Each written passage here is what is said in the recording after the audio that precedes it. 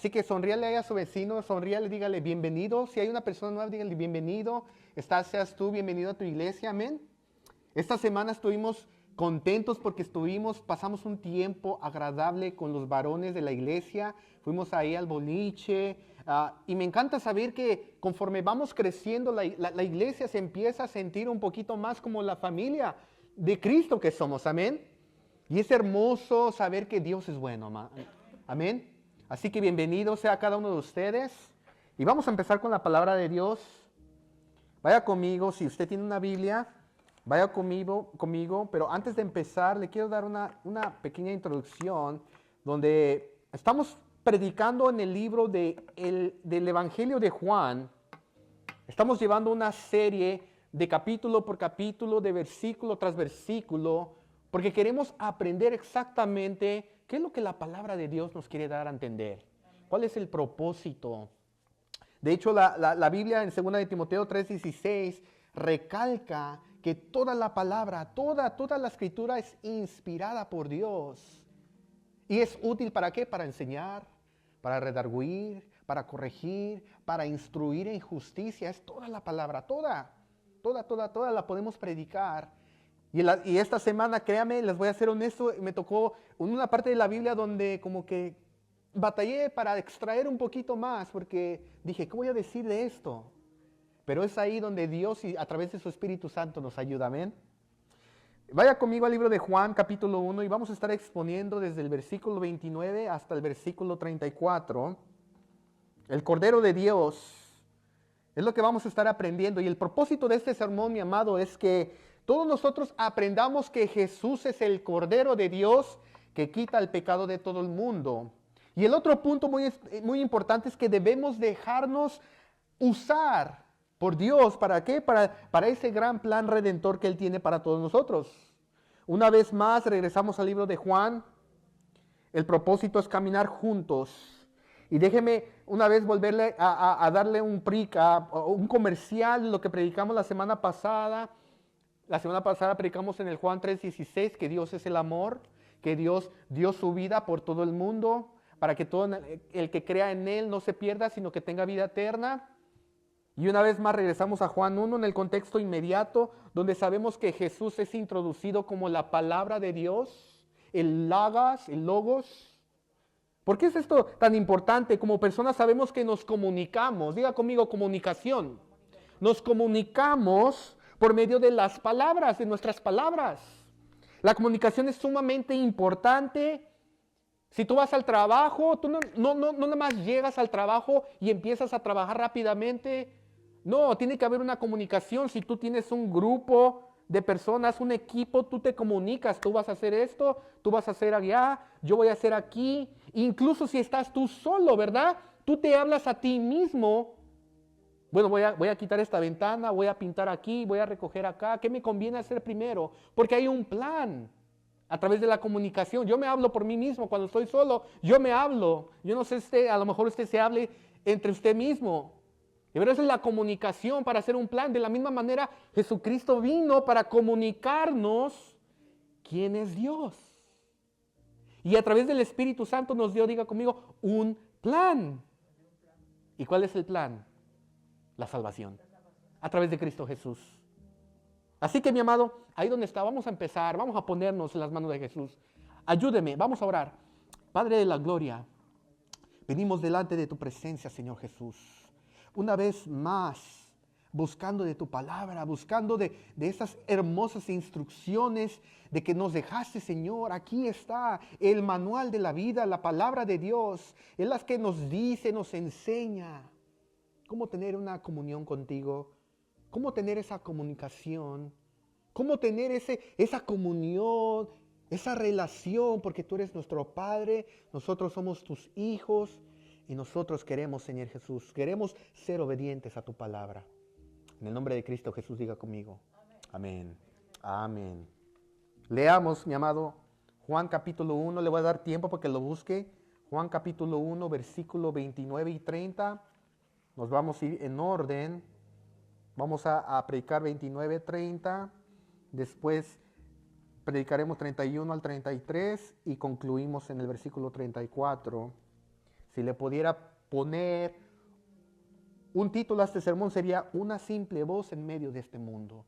Una simple voz en medio de este mundo. Fíjate lo que dice la palabra Juan 1, versículo 29 al 30, en el nombre del Padre, el Hijo y el Espíritu Santo. Dice, el siguiente día vio Juan, este es Juan el Bautista, a Jesús, que venía a él y dijo, he aquí, aquí él, el Cordero de Dios, que quita el pecado del mundo. Versículo 30, este es aquel de quien yo dije, después de mí viene un varón, el cual es antes de mí porque era primero que yo.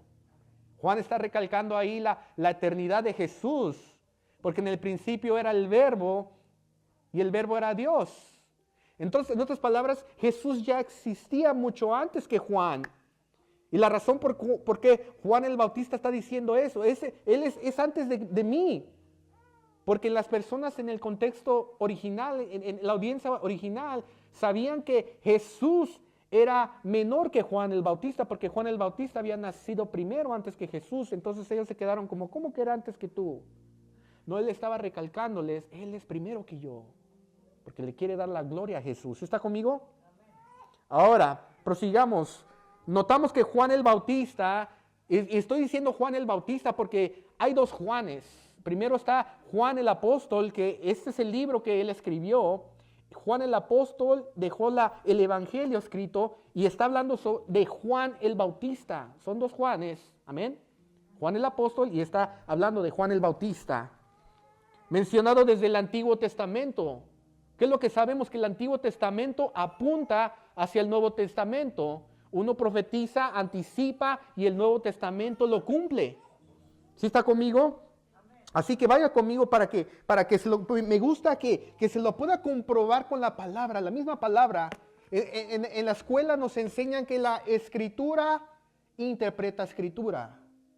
En otras palabras, yo quiero decirte la verdad, porque no quiero que mis emociones tomen aquí el control. No, es la palabra de Dios, esta es la referencia, amén. Ahora vaya conmigo a Isaías 40, para que usted mire y se dé cuenta cómo toda la escritura está conectada, cómo desde el Antiguo Testamento, desde los profetas, desde la ley de Moisés, todo está conectado. Todo, mi amado. Isaías 40, y vamos a leer versículo 1, versículo 2 y versículo 3. Le voy a dar tiempo para que lo busque, mi amado, porque es muy importante que busquemos en las Escrituras. Y no cabe duda que el plan de Dios es un plan perfecto, es planificado. Dios tiene un plan para ti y para mí, amén. Fíjate lo que dice Isaías capítulo 40, del versículo 1 al versículo 3, porque quiero practicar y quiero que usemos la palabra de Dios. Toda la palabra de Dios es hermosa. Nos enseña, nos corrige, nos dice exactamente cómo debemos tener una comunión con Dios. Decía Isaías, ahí inspirado por el Espíritu Santo, decía, este es Dios diciéndole, consolaos, pueblo mío. ¿Dice quién? Vuestro Dios. Hablad al corazón de Jerusalén, decidle a voces que su tiempo es ya cumplido, que su pecado es perdonado, que doble ha recibido de la mano de Jehová por todos sus pecados. En el versículo 13 mira ahí la sombra de Juan el Bautista que dice, voz que clama en el desierto, prepara camino a Jehová, el cual enderezará calzada en la soledad a nuestro Dios. ¿Sí me está entendiendo? Diga conmigo, hay un plan perfecto. Hay un plan que Dios tiene para ti y para mí. Así que Dios es perfecto y eso es maravilloso. Juan vino a profetizar, Juan vino a hacer un llamado al arrepentimiento y él vino a apuntar a Jesús.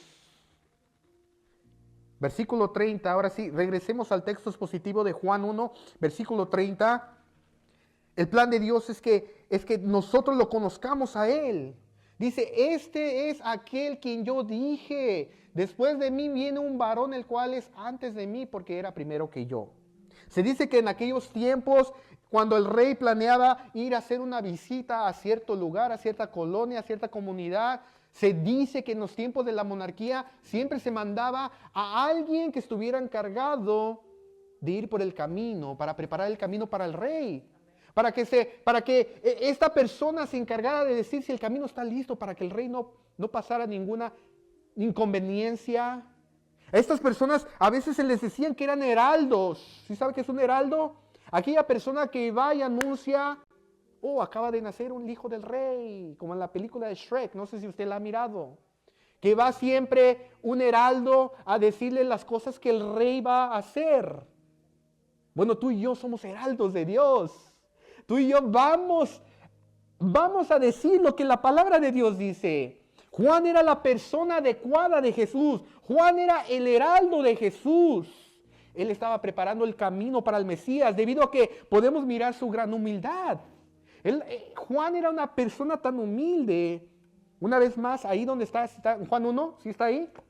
Una vez más, Juan 1, fíjate, ahí si tienes la Reina Valera y le das una vuelta hacia atrás, en el versículo 20, fíjate lo que dice el versículo 20. Esta es la humildad de Juan, que dice: confesó y no negó, sino confesó. Nota la gramática, 2 veces confesó. Él decía: yo no soy el Cristo. Yo no soy. ¿Sabes por qué estaba diciendo eso? Porque muchos pensaban que Juan era el profeta, que él era el Mesías, y él decía: no, yo no soy. Yo sé que ustedes me miran a mí, estoy haciendo cosas hermosas para Dios, pero yo no soy el Cristo. Fíjate lo que dice ahora el versículo 23, ahí en esa misma página dijo: yo soy la voz de uno que clama en el desierto. Enderezar el camino del Señor, como dijo el profeta Isaías. Fíjate lo que dice el versículo 27. Todos estos versículos son como dan a entender que Juan es muy humilde. Este es el que viene después de mí, el que es antes de mí, del cual yo no soy digno de desatar la correa del calzado. Juan está diciendo: yo no soy digno ni de siquiera desabrocharle los zapatos, ni de siquiera quitarle las chanclas. Esa es una humildad, ¿verdad? Juan era una voz humilde, ayudando a otras personas humildes a que llegaran a Cristo. En palabras simples, un pecador ayudando a más pecadores a encontrar el camino de Dios. Juan quería ser servidor como Jesús, porque Jesús era un servidor. Él vino a servir, no a ser servido. Es como cuando cantamos alabanzas ahorita. Estábamos cantando cánticos, estábamos tocando con instrumentos. ¿Sabes por qué? Pero las letras de esos cánticos, las letras, los significados, todo apunta al Rey. Amén. Déjame preguntarte, ¿está tu vida apuntando hacia el Rey de Reyes o está apuntando hacia alguien más? Medita. ¿Está nuestra vida apuntando hacia Jesús? El punto, mi amado, es que nosotros somos simples voces que deberían apuntar hacia Jesús. Juan estaba dispuesto a ponerse en el nivel más bajo posible. ¿Para qué? Para servirle al Rey. En palabras simples, Juan da su vida por el amor al Evangelio. Desde que Juan estaba en el vientre de su madre. Fíjate otra vez la palabra de Dios. Ahora vamos a ir a Lucas 1, donde la Escritura interpreta Escritura. Lucas capítulo 1, versículo 13 al 16. Desde la vientre de su madre, Juan ya tenía un plan. Ahí está la pantalla, dice: pero el ángel le dijo a Zacarías. Zacarías era el papá de Juan el Bautista: no temas, porque tu oración ha sido oída, y tu mujer, la mamá de Juan el Bautista, Elizabeth, te dará a luz un hijo y llamarás su nombre. ¿Qué dice ahí? Juan el Bautista. Y tendrás gozo y tendrás alegría, y muchos se regocijarán de su nacimiento. ¿Por qué? Porque será grande delante de Dios. No beberá vino, no beberá ni sidra, sino será lleno del Espíritu Santo. ¿Aún desde cuándo? Desde el vientre de su madre. y hará que muchos de los hijos de Israel se conviertan al Señor Dios de ellos. Así que mi amado, ¿qué nos quiere dar la Escritura a entender? ¿Qué nos está diciendo aquí? ¿Sabes lo que quiere decir esto? Dice, en palabras simples, Dios tiene una tarea, un trabajo, un plan, una misión para Juan desde el vientre de su madre, así como tú y yo tenemos un plan. Así como tú y yo, Dios tiene una misión para ti. Dios tiene un propósito para todo seguidor, para todo el que cree en Él, para todos sus hijos. Él tiene un plan para ti. Dile a tu vecino, nosotros tenemos una tarea. Fíjate lo que dice Jeremías. Ahora vamos a Jeremías, capítulo 1. Y vamos a leer del versículo 4 al 9, porque yo quiero que mires cómo la palabra de Dios nos dice que tenemos todos nosotros un plan. Este es Jeremías escribiendo, y él decía, vino pues palabra de Jehová a mí diciéndome, antes que te formase en el vientre te conocí, y antes que nacieses te santifiqué, te di por profeta a las naciones. Y yo dije, pero nota esa gramática ahí donde hay dos A, como que Jeremías era tartamudo. Fíjate lo que dice, Señor Jehová, he aquí, dijo Jeremías, no sé hablar, porque soy niño. Y me dijo Jehová, no digas eso, soy un niño, porque a todo lo que te envíe irás tú y dirás todo lo que te mande. No temas delante de ellos, porque contigo estoy para librarte, dice Jehová. Y extendió Jehová su mano, tocó mi boca, dice Jeremías, y me dijo Jehová, he aquí he puesto mis palabras en tu boca. ¿Cuáles palabras son esas? ¿Dónde está la palabra de Dios? Aquí está su palabra. Cada vez que tú lees la palabra de Dios en voz alta, esas son las palabras de Dios en tu boca. Y muchos quizás me pudieran decir ustedes, pastor, pero esta era una promesa para Jeremías. Pero déjame preguntarte, ¿acaso Dios no te conocía a ti desde el vientre de tu madre? ¿Acaso Dios no te conoció desde entonces? Yo quiero preguntarte algo, ¿acaso nosotros no actuamos de la misma manera que Jeremías? ¿Te estás relacionando con Jeremías? Mi amado, yo hacía lo mismo cuando Dios me estaba hablando. Y me estaba hablando ¿para qué? Para plantar esta iglesia. Y yo le decía, pero yo no sé ni hablar. Yo no sé comunicarme. ¿Cómo le voy a hacer? Es lo que Jeremías estaba diciendo. Él dijo, no puedo hablar, no me puedo comunicar, no tengo las cualidades, no tengo los dones, no tengo las características. Y ahí está el problema. Ahí está el diagnóstico. ¿Sabes cuál es el problema? El problema es que cuando Dios nos habla, muchas veces todos nosotros ponemos nuestras miradas en nosotros mismos, en vez de poner la mirada en el Rey. ¿Sí me está entendiendo? Ahora vamos más profundo. El problema es que ¿cuántos se relacionan con Jeremías? Yo me relaciono con él. La pregunta entonces no debería ser ¿quién soy yo? Sino la pregunta debería de ser ¿quién es Dios? ¿Quién es Dios para ti? Dios es el Todopoderoso. Dios tiene un plan. Y esa es la idea grande. ¿Sabes cuál es la idea? Dios hace maravillas con personas dispuestas a dejarse usar por Él. ¿Tú estás dispuesto a hacer una vasija en las manos del alfarero el día de hoy? ¿Sabes? Porque cuando la vasija viene al alfarero, el alfarero va a quebrantar esa vasija. Porque el alfarero va a decir, bueno, esto no te sirve, esto no te sirve, esto no te sirve, esto te va a servir. Y Él te va a moldear como una vasija nueva. ¿Para qué? Para poner su agua de agua viva. ¿Tú estás dispuesto a hacer la lámpara para Jesús? Sí sabes que todos nosotros somos lámparas, ¿verdad? Y el foco que está en esa lámpara, esa es la luz de Jesús. Tú y yo solamente somos lámparas de porcelana. Y aquí hay muchas diferentes lámparas. Pero la luz es la luz de Jesús. ¿Tú estás dispuesto a que Jesús te dé esa tarjeta, esa carta del mensaje del Evangelio, ¿para qué? Para que tú se la pases a otros. ¿Tú estás dispuesto a que Jesús te use? Yo el día de hoy yo quiero decirte que debemos dejarnos que Dios nos use así como usó al Juan el Bautista. Una simple, humilde voz en el desierto. ¿Cuántos de aquí alguna vez han tenido la oportunidad de acariciar un cordero?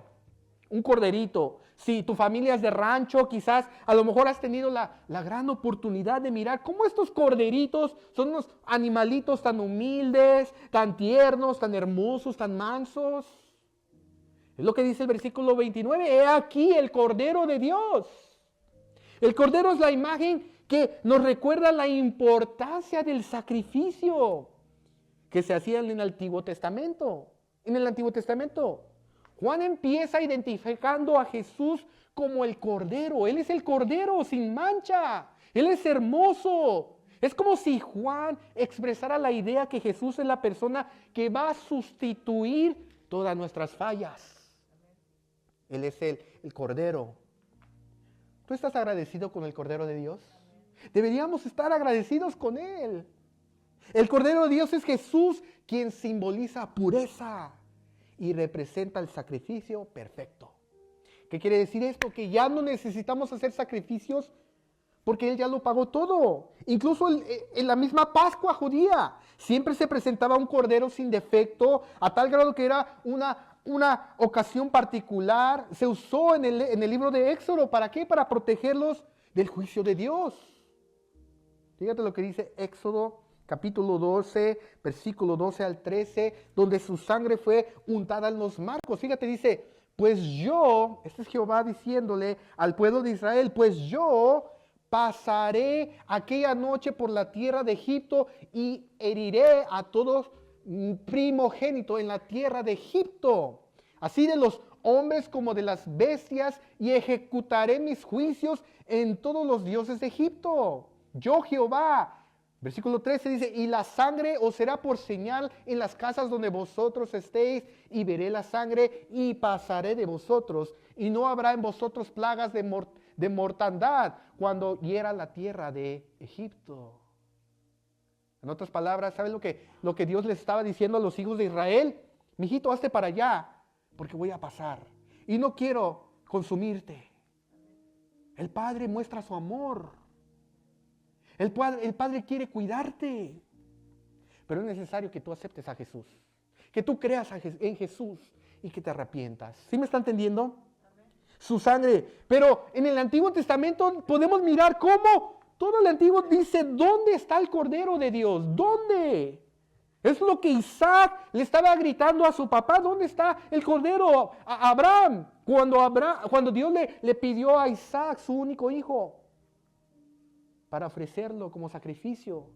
Iban en camino, ya iban arriba de la montaña, y luego Isaac le dice a Abraham, papá, yo miro el fuego, también puedo mirar la leña, pero ¿dónde está el cordero?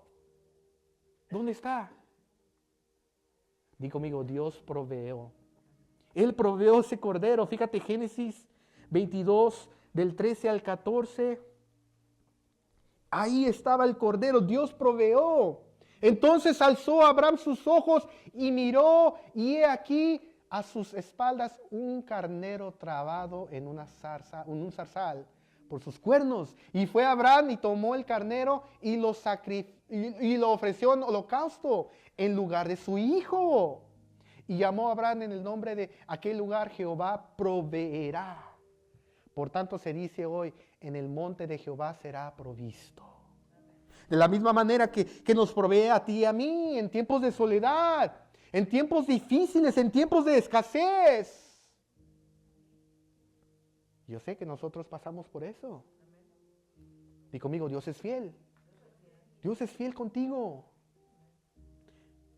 Versículo 30, texto expositivo. Juan lo menciona como el cordero delante de sus discípulos. Este es aquel de quien yo te dije. Después de mí venía un varón, el cual es antes de mí, porque era primero que yo. Indica que toda la gente tenía una imagen. ¿Sabes por qué? Porque Juan tenía discípulos, y esos discípulos conocían muy bien la palabra de Dios. Cuando Juan le dijo a Jesús que él era el Cordero, ellos tenían una imagen y sabían exactamente qué significaba eso, ya que ellos tenían la tradición. Es como, por ejemplo, nosotros, casi la mayoría somos hispanos aquí, ¿verdad?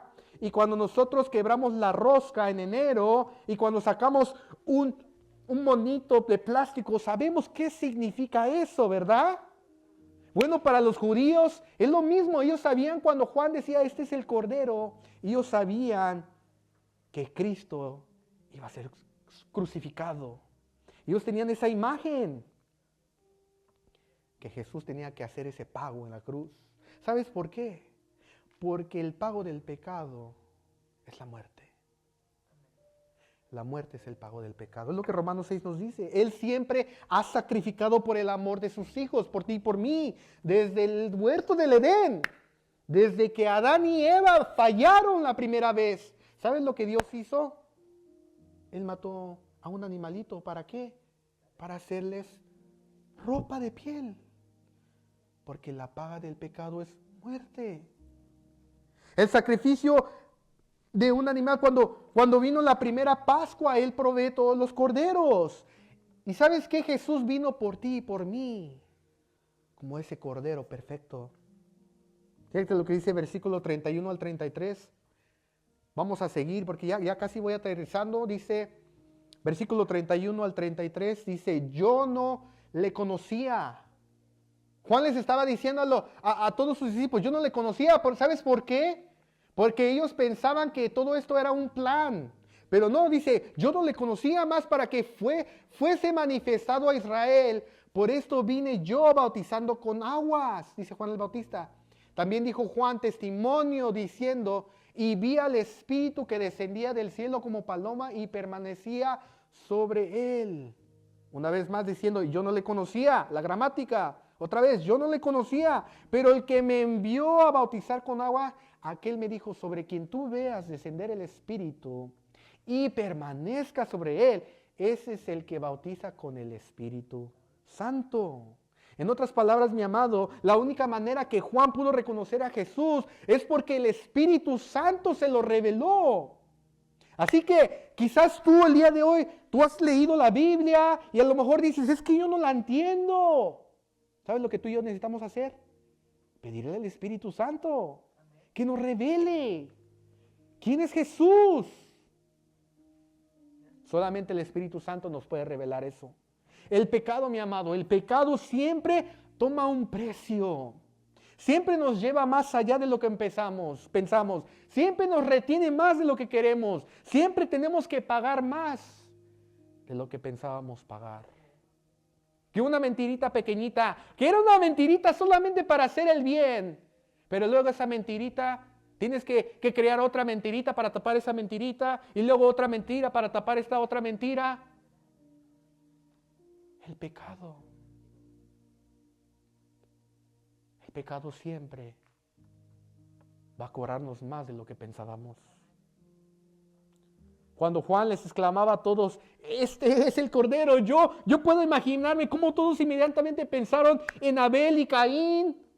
Cuando Abel le ofreció el primer corderito, olor a grato a Jehová, Caín se enoja y mata a su hermano Abel. Cómo todos empezaron a notar esa imagen de Abraham, Isaac, ¿dónde está el Cordero? Y de la misma manera nos lleva el Nuevo Testamento a la profecía de Isaías 53. Angustiado era él, Jesús, y afligido.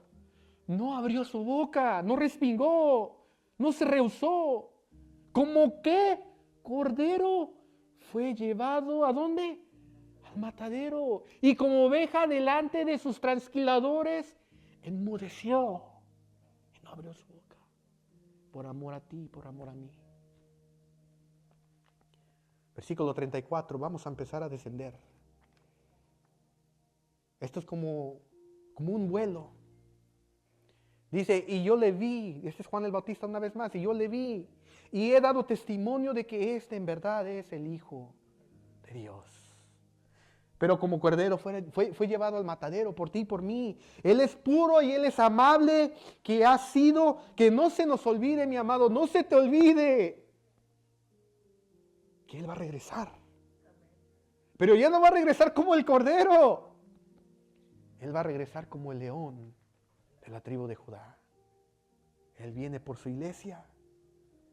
Decía un periodista de Japón que en una fábrica, digamos de Caterpillar, en una fábrica tuvieron ahí, empezaron a hacer una estrategia la cual le pedía a todos sus empleados que llegaban temprano a su trabajo, les pedían que se parquearan un poquito más lejos para que las demás personas que venían tarde, por cualquier circunstancia, un accidente, porque venían tarde, cualquier cosa, para que ellos pudieran llegar y alcanzaran a llegar a tiempo a sus trabajos. Así que la idea era que querían mirar la gran importancia del trabajo en equipo, cuidándose los unos a los otros.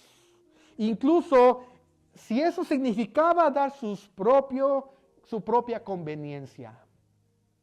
Algunos pensaban que esto iba a causar muchos problemas porque puede causar resentimiento entre empleados, ¿verdad? Sin embargo, la empresa se quedó maravillada al mirar que todos los trabajadores les encantó eso y empezaron a ayudarse los unos a los otros. Trabajaron juntos y esas fueron las palabras de esos trabajadores que decían, es más importante trabajar en grupo en vez del beneficio individual.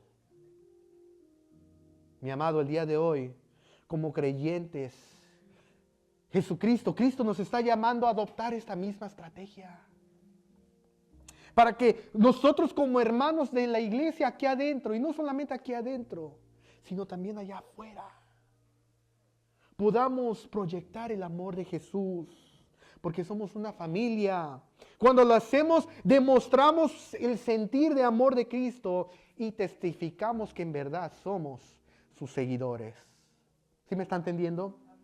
Póngase de pie, Gálatas 5:14, ya estoy acabando, ya estoy aterrizando el vuelo. Gálatas 5:14 es aquel verso que nos dice cuál es el propósito de toda la escritura, porque toda la ley en esta sola palabra se cumple. Fíjate en dónde se cumple la ley. Amarás a tu prójimo como a ti mismo. Amarás a tu prójimo. Mi amado, Juan tenía ese privilegio. Tuvo el privilegio de humillarse delante de Dios. Pienso que todos nosotros deberíamos de hacer lo mismo por el amor de su nombre. Fíjate lo que dice Mateo 11:11. A la verdad, decía Jesús, de cierto os digo, entre los que nacen de mujer, no se ha levantado otro mayor que ¿quién? Pero el más pequeño en el reino de los cielos, mayor es que él. Mayor. Así que mi amado, yo quiero que tú entiendas que Dios quiere usarte. Pero tú y yo necesitamos modelar a Jesús. ¿Y quién fue Jesús? Jesús quería ser tan humilde como un padre. Aquel que tocaba a leprosos para sanarlos. Aquel que se montó en un burrito para entrar a Jerusalén, tan humilde. Aquel que dejó su gloria para entrar aquí a este mundo. Nació en un establo, en medio de animales. Aquel que fue obediente hasta la cruz. Aquel que sirviendo a toda clase de sociedad, aunque la sociedad misma lo odiaba y él seguía sirviendo. Lavándole los pies a sus mismos discípulos. Y él siempre escogiendo servir en vez de ser servido. Mateo 8:20. Estas palabras concluimos. Mateo 8:20 dice, Jesús les dijo, las zorras tienen guaridas, las aves de los cielos tienen nidos, mas el Hijo del Hombre no tiene dónde recostar su cabeza. Mi amado, tú y yo tenemos que ser más como Jesús.